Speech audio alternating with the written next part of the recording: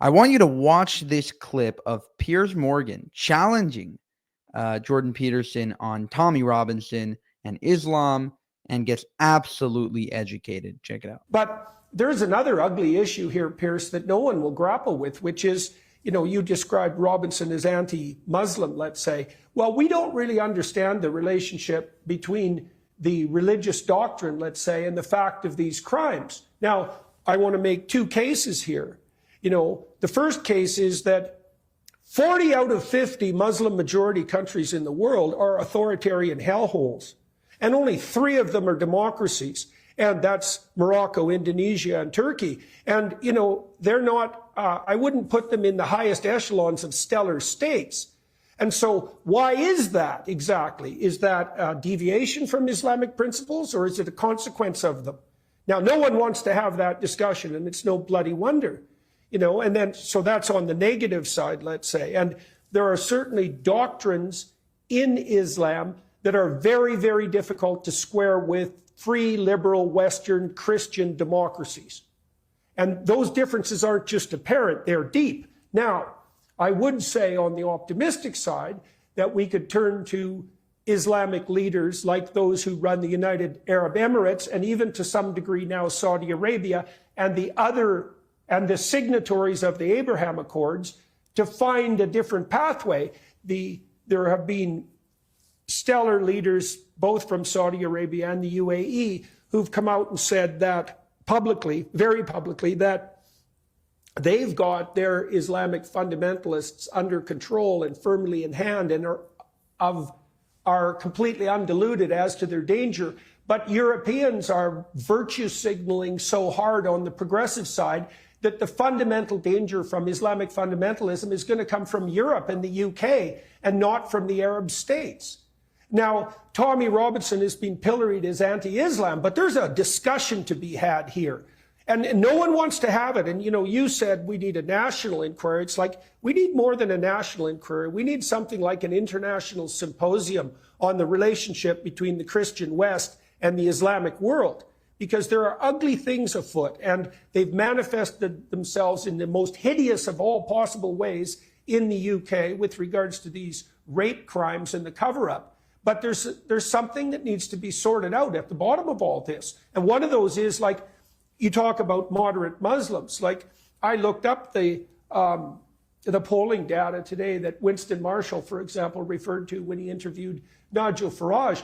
And, it's about 3/4 of UK Muslims would be perfectly content if Sharia law happened to be the, the principle of the day for the UK as a whole. And that it would be fine if Islam became the national religion. Now, that's 75%.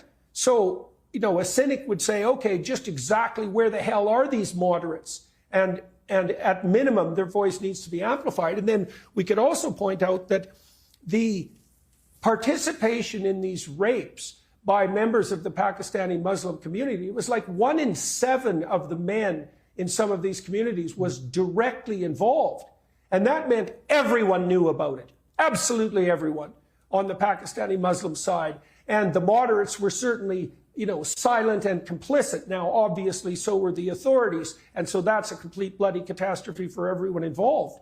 But there's a serious conversation to be had in the West, and particularly in the UK, maybe France and Germany in secondary place, about just exactly how it is that liberal Western democracies, with their emphasis on the rights of women, can live side by side with Islam in general, especially the sort of Islam that's transformed into enabling fundamentalism that allows this sort of criminality on the part of the psychopathic, resentful psychopathic sadists. So no one wants to have that conversation. 100% of Protestant or Catholic majority countries outside of Africa are highly functional democracies. 100%.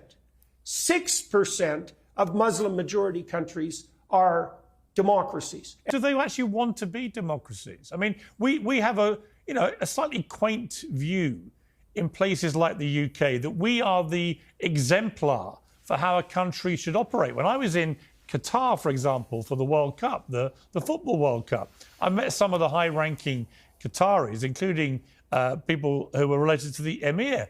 And they were kind of laughing at the idea that they would look at the UK as a template for how a society should exist, with our knife crime, our drug abuse, yeah, well, our it's drunkenness. easy to say that. I'm throwing it back at you. They know. were genuinely let's take that bemused. apart. They were genuinely bemused that we would think here that somehow the way our country operates is the exemplar that they should be adopting. It isn't necessarily the case that the denizens of the Islamic world look to progressive Western democracies as the ideal. But that turns out to be a problem if you're importing them en masse, because their fundamental predisposition might not be democratic, and yet they're in a democratic society.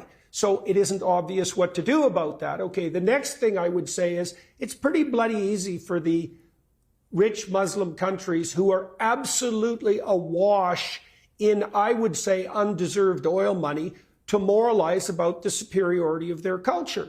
I mean, the Wahhabis in Saudi Arabia were a little, fringe tribal cult before the West stupidly dumped $1 trillion on them and allowed them to propagandize the entire world. They would have been a backwoods Arab tribe lost in the desert forever if it wasn't for oil money.